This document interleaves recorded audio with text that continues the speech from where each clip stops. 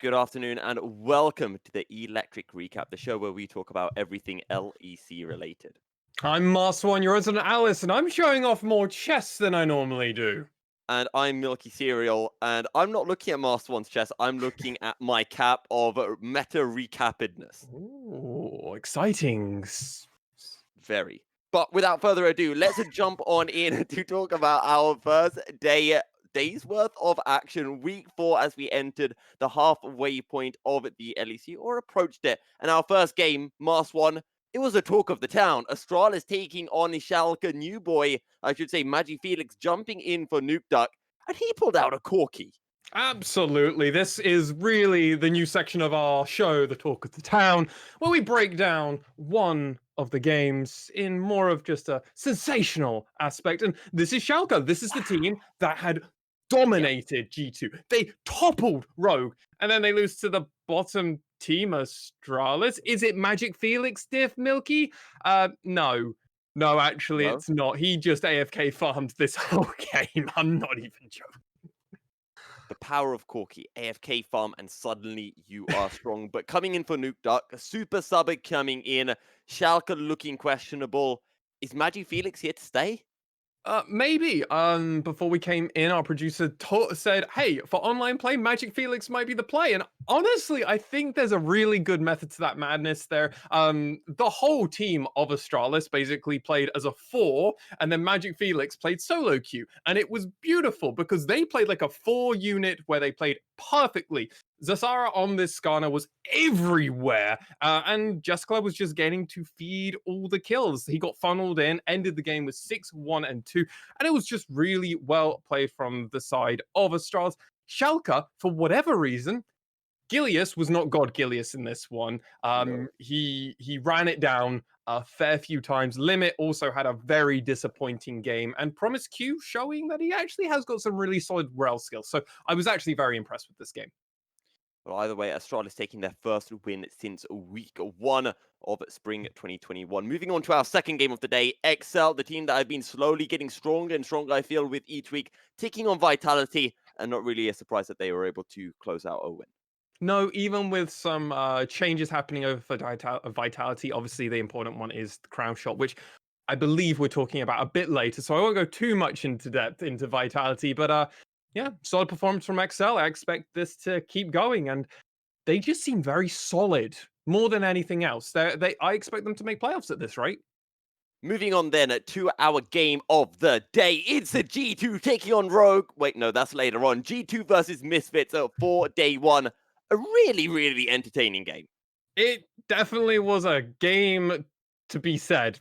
It was a 43, 42 even. 43 would be a minute too long. 42-minute game, and this was a game that kind of exposed some of the cracks that are in G2, and that even though Misfits are not doing so well, if you just look at it outright standings, they are definitely a team that has some potential. Some of the players on their team are really showcasing why they were picked highly. But this was a game that G2 was able to take, but it took them so long, Milky. It was draining. I thought the game might be done by the 26-minute mark, but sadly, no. First Baron wasn't good enough. Second Baron wasn't quite good enough. Eventually, the Elder Drake was... Well, no, there was only one Baron? Yeah, I want to say there was one Baron slain. They could have got a second one, but the second one ended up not happening. They got the Elder Drake, and they eventually won the game, but it was a slog, Milky. Let's not forget, this was a fasting center game for Reckless and maybe taking a bit more time for him to get some gold, pick up his items. But with the length of the game, it meant that Reckless was able to get lots of stacks. Caps on the rise, able to become a full build and become a monster, as we saw. And I just want to put it out there, Cobby, what are you doing denying the Reckless Penta? The first Penta of Spring Split was on the cards, and it was denied from us. I mean, he didn't get it fair and square, so I'm all about gatekeeping the Penta. If you get it, you got to get it the fair and square way. You can't be stealing it on a professional stage. I want to just shout out to Razork over on the side of Misfits. Played a really solid game on this Graves. I don't think Graves was quite the pick, honestly, in this kind of isolation if I just look at it. There was a few questions. Hyrit didn't have a great game on this Scion. Wasn't really able to kind of nullify a lot of the team. And then mid to late game, where he can be this huge presence, wasn't able to really back up Vander. And that's another player who, if you're on this Rakan, you should be able to just run in, get reckless. Never happened. It was a bit disjointed, to say the least. But credit where credit's due. Reckless put G2 on his back, definitely in this game, on that center, and just went absolutely to town in that late game. Yeah, it was a very impressive win at the end from G2. But again, Misfits still looking like this team that I still want to say, looks so good, but they're always Hmm. just coming this one, I don't know, one play, one something short, no matter who they're facing. And I don't know what it is, what's going wrong for them. I think part of it is honestly some variance. Like, this is a game of variance. League of Legends is a game of variance. There is some luck in there. There's a lot of skill. But the fact that Misfits at the end of this whole week finished at 3-6, they're now a game or two away from playoffs contention, which it's going to start becoming wider and wider as these weeks go on. I am hopeful, like you, Milky, that we will start seeing Misfits running it back, but they're going to have to take someone out that's currently already in that top 4 placement at the moment. So who would that be in your eyes? Who knows? Maybe it's the likes of Schalke, maybe Mad Lions. I don't really see G2 or Rogue falling at the moment. But Mm. moving on to our fourth game of the day, Rogue, Mad Lions, and Rogue showing that they've come back strong since that defeat to Schalke and pretty much obliterated Mad Lions. Absolutely. We've talked about some of these top teams being angry when they get that loss, and then they come back with an absolute vengeance and stomp the next team, regardless of who it is. Yeah, Bless the poor kitty cats of the Mad Lions. Bad They Lions. looked, yeah, sad lions. They looked like a bunch of Yumis on the Rift at one point. It was not your mid Yumi, obviously, Milky. It was my mid Yumi. So Yeah. not so good. Not so good. We saw how your Yumi worked. You couldn't even kill someone after they used on your Hourglass. It was atrocious. But moving on to our fifth game of the day, SK taking on Fnatic, and Fnatic able to secure the win. Fnatic looked great, and let's be real here. The big talk of this town in this game, and the Oh only yeah, one that's really worth bringing up, is Riven got picked in professional play. Whippo stomped for whatever reason. I don't know why he wanted to do this kind of destruction in the LEC, but he did. He yeah. did it. He made a statement and said, "Hey, I can play Riven. I can actually play anything I want to play. It doesn't matter." She didn't really work with the rest of the comp. It didn't matter. This game was over in 29 minutes and in decisive fashion from Fnatic. Well played, and maybe a return to form. Yeah. Well, either way, it was a strong enough win from Fnatic to make SK Gaming players pick up tiers at the end of the game. But speaking of a comp, a certain comp has been subbed out because it's Crown Shot coming in for Vitality, our first game of day 2. Our talk of the town, talk of the day, Vitality SK, but Vitality weren't able to close things out. Yeah, Vitality in this game looked really, really worrying. Remember, when we came into this game, Astralis, the other team that were at the bottom of the standings, were able to get a win in day 1. Coming to this game, it was very important for Vitality, especially with bringing in Crown Shot, right? He was Yeah. typically in the conversation of top 3 AD carry in the region, and maybe one of the better AD carries in the world. He was on that kind of stage. He left. He went to become a content creator. Obviously, has now decided to come back to the pro scene after a very short break over in for. Do you know the team he went for? It was the Korean team, Genji. I think Genji. it was NG, right? Yeah. Yeah. So he came over, came back, went to Vitality, became a starting AD carry, and this is the performance we see from Crownie as he comes back. This was a really, honestly, a disappointing performance from this premier AD carry. A lot of people, when he was coming in, obviously he was replacing Comp, Comp, yeah. but none of us actually think really Comp was a problem. I think this team has a lot more systemic problems. I mentioned one or two of these previously, and I was like, I don't know what you do with Vitality. Vitality just seem all kinds of wrong. I don't think Comp was really the problem. And I think this is just kind of shown that even Crownie can't make those calls, can't fix the mistakes it's currently. It is early weeks, but Vitality haven't got many more weeks to work with. So if they're going to run it, they need to run really hot following this. Well, don't forget, it was Crownshot against his former team of SK, and clearly the Mm. Vitality Super Sub of Crownshot wasn't able to meet the levels of the Magic Felix Super Sub coming in for Astralis. But moving on then to our second game of, or second match of day 2, Misfits, Astralis. Astralis are looking decent after their win against Schalke, but Misfits finally get things right and they take a win, and I'm really glad that I can say that. Yeah, absolutely. This was a feel good moment for all the Misfits fans. It is sad for Astralis, and this is honestly a team for Astralis after they got that win versus Schalke. Coming into Mm. this match, a lot of people thought actually maybe Schalke have a chance, especially with Magic Felix. Maybe there's something there. Astralis have No, a chance. not no, not at all an opportunity for them. The side of Misfits looked really solid in this game. Mm. Hyrit on his Jace was able to run around. Razork on this Udyr, obviously very high priority pick champion. And Vithio just keeps performing well on these AP mages, even when they lost in their game 1. They still look really good on that Syndra coming into this game. They're playing that Orianna versus the superstar mid laner who can actually play every role because that's how good he is in solo queue. Playing the Orianna, was able to out farm in some spots versus a Corki, which was impressive. Eventually, just let Magic Phoenix do his thing, abandoned him, and actually grouped up with the rest of his team and got multiple kills and assists, going 4-0 and 5. And have they figured it out, Milky? I think they might have. Misfits might have. I'm looking forward to seeing them in action for week 5. Only 2 deaths for Misfits against Astralis. Moving on to our next game.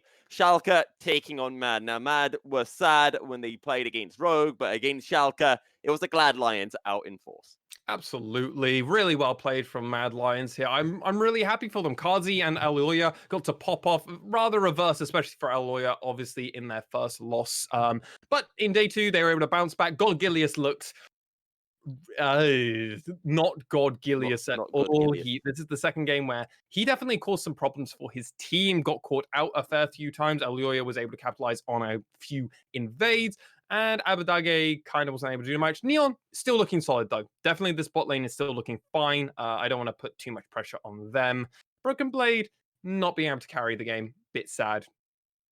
Well, you know what they say. The gods are not called in when you just have normal matches. They're called in when you need to slay the giants of Rogue, of G2, when you need a miracle run.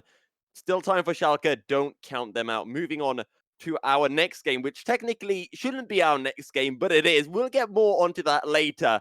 Our next game of the day, Rogue versus G2. What a game! What a game! This was obviously the game that everyone was hyping up, and their mother. Everyone wanted to see this, and I think it's fair that this has been the longest game in the Yeah. LEC to the time being, assuming we're not counting pauses and everything else. Actual time spent on the Rift, 50 minutes. This was wow, from the context of how long we had to wait for this game to then coming into it, it was a 50-minute match. We haven't seen these kind of game length time outside of my silver solo queue games. This was all over the place. For the longest time, G2 had the edge. They had the advantage. They knew that they could do this.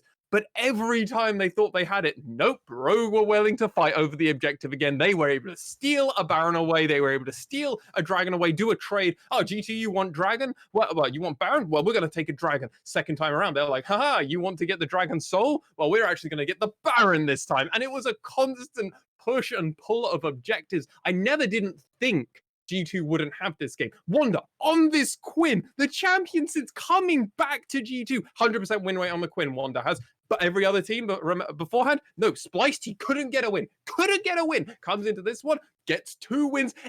This is 2021, and Wanda has played Quinn twice. What is going on, Milky?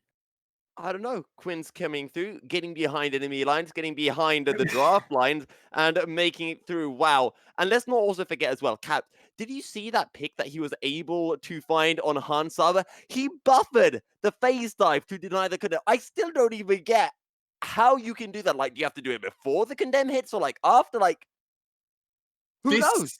This is not Craps. This is Caps, the king of the mid lane, the man who will always wear his crown and look at everybody else in defiance and say no. actually, I'm the best that there's ever been. I just need to get that trophy for everybody to think the same of Faker as me. Honestly, this was a phenomenal game. Even somebody like Odoamne, who fell behind in this game, his Renekton was surprisingly important for Rogue staying in this game for so long. Yeah. And because this game went for so long, he got up to 15k. That's all he needs as a Renekton rather, not Rengar. Renekton, a very different game. Kitty. Uh, Nobody stops the ultimate killing machine of no. Rengar, Kitty. But this Renekton became important. He was able to hit like the four completed items and boots. Like that's well and truly enough, really, in this game. Sure, would be nice to have more, but you've got more gold on you than any of the supports. This was all over the place. The fact that Reckless got to over 561 CS at the end of this game, it's like, what is happening? And that was just the game of the day, talk of the town, everything in one. And I don't want more games of this, Milky. I don't think the show can handle that. I'm just going to say, I don't care if I'm offending any Fnatic fans, but if we don't have a G2 Rogue final in playoffs, I'm going to be sad. That is going to be awesome. Imagine a best Don't of do 5 five event. games of this. I don't know if my heart can take it, Milky. I mean, even 3 games, even if it was a clean 3-0 for whatever team, it would be insane. Larson performing well as well. So good. But the one thing I want to bring up before we move, because we do have to move on, G2 struggled to close against Misfits. They struggled to close against Rogue. Is this a recurring trend, or is it Rogue and Misfits playing, the defense near on perfectly? Okay, so big difference between the players here. G2 drafted a comp that's really shit at closing if they don't get really far ahead early. Okay. They got ahead, but how early was that lead? The point in which they should have tried to end this game and when everyone thought they'd win was around the 28-minute mark when they got that Baron, and within the next 5 minutes or so. You expect G2 to win the game. The fact that they couldn't just shows the power of Rogue's ability and understanding of the compositions. Now, Rogue did have a Renekton. God, Rengar is really trying to come into this game for me. Rengar top coming up next week. Renekton obviously is a champion that you want to win early game with, and the rest of his comp was all about late game. So that's why everyone calls it a Sinner pick, because Renekton spikes at first item spike. After that, he starts to fall off. That's why everyone misunderstands that. But Renekton can still be really useful because in his Q is the best part of his kit. And that's how they were able to stay into this. I think Misfits was a bit of a different one, honestly. Misfits outdrafted G2. Like, that's just how you have to look at it, black and white. Okay. That Scion, even though Hyrit wasn't doing much, they could just scale. And the fact is, they were against 2 comps where they just kind of slap each other. G2 were ahead and they were eventually going to win this game unless some crazy stuff happened and they actually got a pick on Reckless.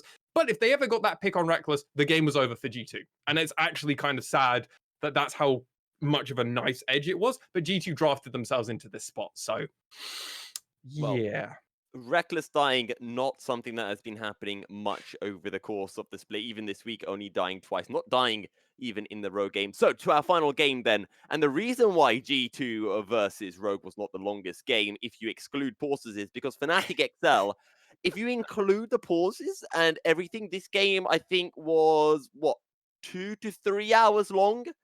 Yeah. Outside of that infamous LCK game from last season where I believe the pause lasted 2 hours. The game happened and they had to remake the whole game on a different patch because of the tournament realm. Outside of that, I think this might be one of the longest competitive matches ever for a single game. Game. Obviously, we're not counting best of 5 because that goes to just season 2 worlds where they had to do it over 24 hours because internet, no tournament realm.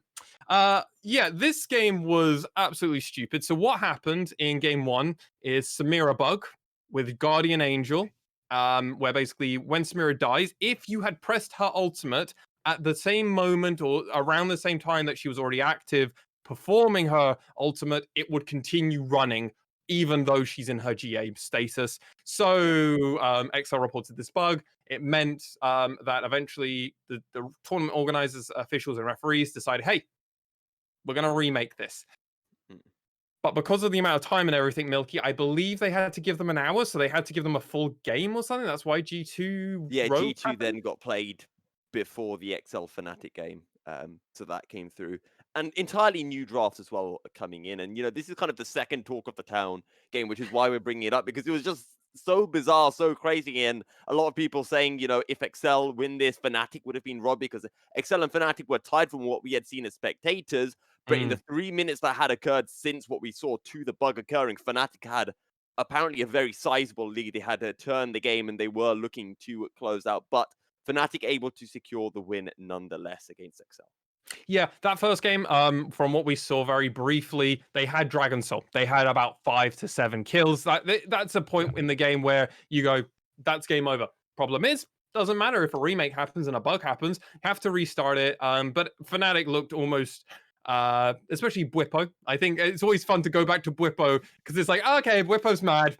Didn't pull out the crazy stuff like we had seen. He's against Karzi, who is willing to fight back and played the Jax in the second game, but yeah, really dominant performance from the side of Fnatic, and they're looking a lot stronger. Games are taking a little bit longer, only about 3 or 4 minutes, but it's amazing seeing a little bit more tempo coming out of Fnatic. How much that is just improved their ability.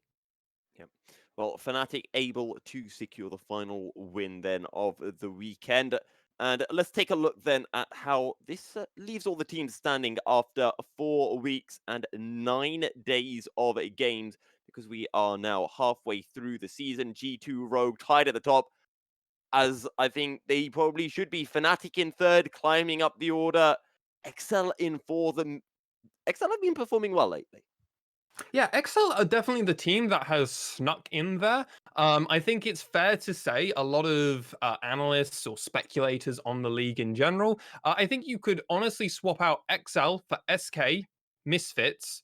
Um, a lot of analysts are even used to be very high on Vitality as well. For where XL are currently sitting. XL are the team Yeah. that got there, and they keep looking. Well, I define them as solid. I would definitely say that this is maybe the most solid team. They are very consistent in their performance. They beat Yes. the teams that are lower than them, they lose to teams that are above them, and they tie with the teams that are around the same standings as them. They're not going to play anything different. They're not going to be surprising. But if they're against a lower team, like if XL play against Astralis and Vitality, I know who I'm always going to assume is going to win, and I'm always going to predict XL to win. But if they play against G2 or Rogue, I'm going to be like, well, it's not even going to be close. But obviously, if they played against Schalke or Mad Lions at the moment, I'd be a bit more hesitant with being confident in my prediction there. But that's where they're sitting, and I'm really impressed to see that. Okay. Mad Lions currently, though, dropping down the order, down in the sixth, with the likes of Misfits nearby. I've become a bit of a Misfits fan this split. I kind of see them as the underdog. The same for Astralis, and I think that these are two teams that, especially Misfits, have shown a lot of promise. And I really want to see them being able to close out the games because I think they're such a good team, and I think they've been incredibly unlucky not to have secured more wins. Absolutely. They have got a few rookies, obviously, on this team. Having Vithio and Razork come into this team. Obviously, Vithio, this is his professional debut, as the same for Razork. So, oh no, Razork's been around for ages, but just Yeah, Vithio. But obviously, we haven't seen Hyrit really do much of no. professional play beforehand. That's where I'm thinking of it. Yes, he's the other rookie that's coming in. There we go. I was right about the two. Uh, even though he technically had a stint on APK Prince, but we don't talk about that time. No, Not too important. long ago. LEC is important. Um, and this is a team that honestly, they don't look like they lose games badly normally. Normally, there's at least an Yeah. idea. I'm with you on this, honestly, Milky. I actually really like Misfits. I'm just a little sad that they've picked up a few of these losses where they could have maybe got a win or not. Hoping that they turn it around in the next few games. Okay. So let's take a look at Friday's games coming up and make some predictions before we head on over to the final part of the show.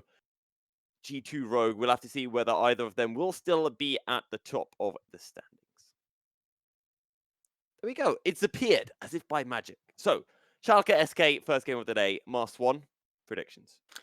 Ah, I've got to go with Schalke. I honestly do hope they turn it around after a really disappointing week for Schalke going 0-2. this is the team, honestly. I think SK are a good place for them. SK have been performing better and better each week. They've been a team on a very slow trajectory, but they're definitely starting to go through the rhythms. Depending on their performance, this could be a game where Tinks, Blue, and Jinax just kind of overthrow the side of Schalke and God Gilius. But I'm honestly hopeful that Broken Blade and Abadage specifically can actually turn around their bad week and actually have a good week this time around.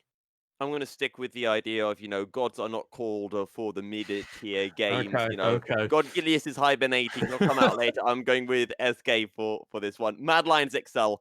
And you brought up that point, only a minute ago. Excel against teams that are weaker than them. They'll take out the wins against teams that are stronger than them. They'll lose. Where do Mad Lions sit? Pretty difficult to figure this one out. Very, yeah. But what we do have the ability to do so, Milky, is what I can go is, well, when they last time played Mad Lions beat XL. So do I think it'll be any different? I think this will be a closer game. I think this will be a very fun game. But I still expect Mad Lions to beat XL.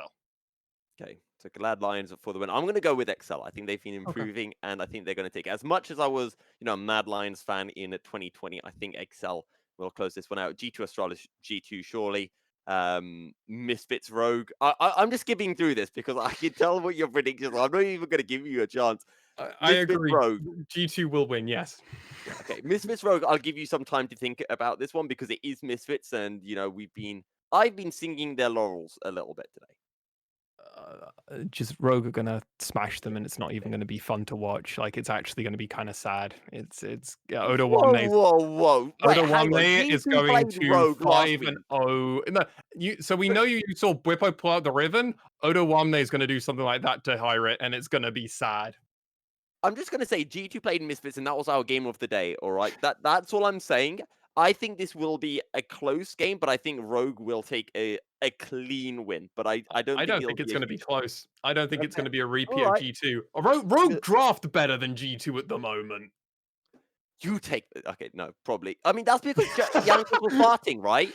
Grabs couldn't think. Jankos was farting, right? Okay, Fnatic, Fnatic Vitality then. Fnatic. Vitality don't seem to really understand the problems that they have in the team, and Fnatic are actually starting to come into mid. No, it's mid split now, really. Week 5, and this is the exact point when Fnatic start actually powering up. They've taken the losses that they'll probably take. They're probably going to try and run the gauntlet. I only expect them to lose 2 games, and those 2 games will probably only be to Rogue and G2. And if they lose to them, they're going to want vengeance in playoffs. Whether they get it is another case. I personally don't think they will. Rogue and G2 just look too clean for me. But on that note, it is time to go over to the Meta Recap. Hello, everyone. Welcome to the Meta Recap, where me and Milky, we quickly run through a few things that happened in the LEC meta. First things first. Point of note, Twisted Fate, Udyr, Kai'Sa, Rel, all 100% presence, and everyone wants to play them. Only Udyr was seen in the jungle for them, and 100% win rate, obviously, because how else would it go down? We're seeing a lot of Kai'Sa. Obviously, she's seeing a huge amount of international play and attention, but there's also been a high importance on the support role. We saw more support bans than really any other week so far. Rel, Thresh, and Alistair picking up 100%, 90%, and 80% respectively. Some of the highest presence champions currently in the meta game. And while I was completely wrong about Fiddlesticks entering the meta in this patch, which I was hopeful for, but was sadly mistaken, we have started to see a few new picks come up. But for that, I believe Milky might want to take the reins of this show. It's time for everyone's favorite part of the eLECtric recap. The cold open, no, that's coming next week. Stay tuned for it. But something potentially better, the hot closer, because it is time for Hot or Not, featuring your very own MaskedSwan and Milky Cereal. So let's head on over to our first contestant, breaking their way into the Rift for the very first time this week and this split. It is a Bwipo's Riven in the top lane. MaskedSwan, the key question, hot or not? Because you specifically put that it's Bwipo's Riven. Like, if it was other people's Riven, like Box, the Twitch streamer who no longer plays League of Legends, I'd be like, not, because No. he doesn't play League. But because it's Bwippo, because it's Fnatic, and because I don't want to get atted at on Twitter, of course it's hot. Of course. Well, we'll have to see whether the Riven will be making its way onto the Rift next week, and maybe we'll be won't. seeing somebody else's Riven next week. Who knows? I'm Either telling you. way, moving on to our next top laner, potentially not as hot in terms of kills, but it is a Crisis Cho'Gath. So I love Cho'Gath as a champion. He's one of my favorite champions in TFT. Look at him. He's such a thick boy. He's really not hot wish- though. He's not No, hot though. No, Not hot. no, No. no. Throw him No. away. It is time to No, bring up get him our out of it. new champion coming in, the super sub in for the side of Astralis. Is Magi Felix's Corki. So I like the idea of the Yordle. I really actually thought Corki was kind of cool in the live action trailer that League of Legends that Riot did. I thought the animated Yordle trailer was really cute and cool. No, this Corki did absolutely nothing. Let's be real here. He farmed and then got a double kill because he was over 30, 40 CS. That's like 2 or 3 kills ahead of the other people. Like, no, not hot. Nah, I'm out. I'm out. No, So thank you. One, are you trying to tell me that just Corki isn't the entire package for you? No. And on It's that, not. we will move on to our next champion, feeding their way into the Rift. They might be a lamb, but you won't be eating on any mutton chops against this champion. It's Kindred. So while I love Kindred's design, she has one of my favorite ultimates in the game. Like, such a cool, unique ultimate, right? Yeah, not being able to die, definitely no other champions that have that ability. No. Rewind time doesn't exist. Chrono breaks? What's that? Who knows that? Oh, if you're XL, you can just go back in time and redo a game if you're losing, apparently. But anyway, besides the point, Kindred, I love the champion when she is in meta. I think high AD champions that can carry through the jungle, great. I love that it's like more of like a marksman, but specifically for the jungle. I'd love to see more marksmen, honestly, that can play in the jungle and maybe in other roles. Maybe a top lane champion that's made for the top lane and jungle, but they're a marksman. Anyway, she's not hot though. Don't play her, please. Do not play her. Okay, but the wolf is hot. Featuring in though for the second time in Hot or Not, but no longer in the spicy support role. It's Jarvan Jungle. What is that face? Like, what's that supposed to mean? Why are we just got the champion, Milky. We just got the champion in the support role. We're support mains, and we just got him, and he's so good, especially as an AP, engaged, tank. He does so much. And now we want to give him back to the junglers? Yes. Why are we doing that? Because Rel and Leona exist. That's even more of a reason to say not hot. Anyway, moving on into the top lane, and while MaskedSwan might be influenced by some gaseous materials, it was Wonders Quinn that was influenced by some gaseous materials from his jungler. So MaskedSwan, the key question is, Quinn, not a hot?